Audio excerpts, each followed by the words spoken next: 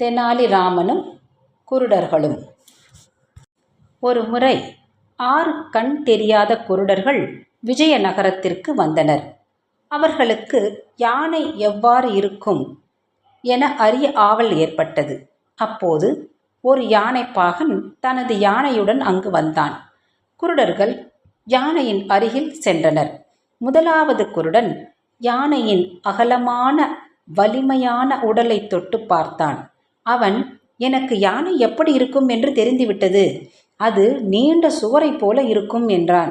இரண்டாவது குருடன் அதன் தந்தத்தை தொட்டு பார்த்தான்.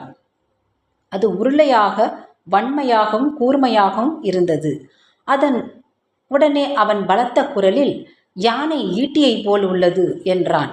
மூன்றாவது குருடன் யானையின் துதிக்கையை தொட்டுணர்ந்தான். அவன், யானை பாம்பை போல் உள்ளது, நான் தான் சரியாக கூறுகிறேன் என பலமாகச் சொன்னான்.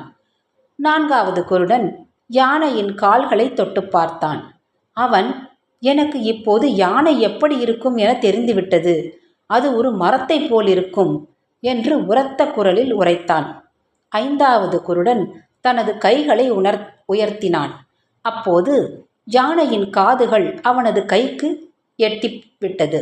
அவன் கூறினான், குருடர்கள் கூட ஒரு யானையின் தோற்றத்தை சரியாக கூற முடியும், அது விசிறியைப் போல காட்சியளிக்கும் என்றான்.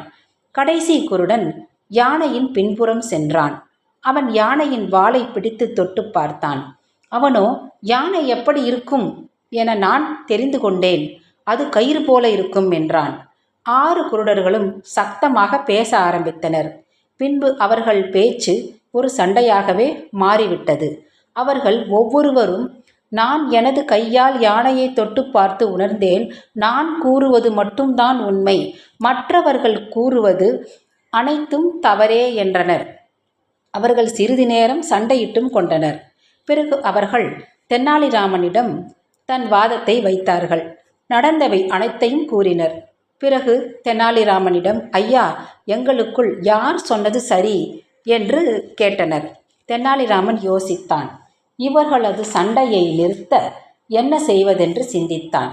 பிறகு, நீங்கள் ஒவ்வொருவரும் கூறுவது பாதி அளவு சரி, ஆனால் மீதி தவறானது. உங்களில் யாருக்குமே யானையின் தோற்றம் எப்படி இருக்குமென முழுமையாக தெரியவில்லை என்றான். நீங்கள் தொட்டு உணர்ந்த அனைத்து பாகத்தையும் ஒன்று சேருங்கள், அதுதான் யானையின் உண்மையான உருவம் என்றான். பிறகு குருடர்கள் சமாதானமடைந்து தங்களது சண்டையை நிறுத்திவிட்டு தங்களது ஊருக்கு புறப்பட்டு சென்றனர்.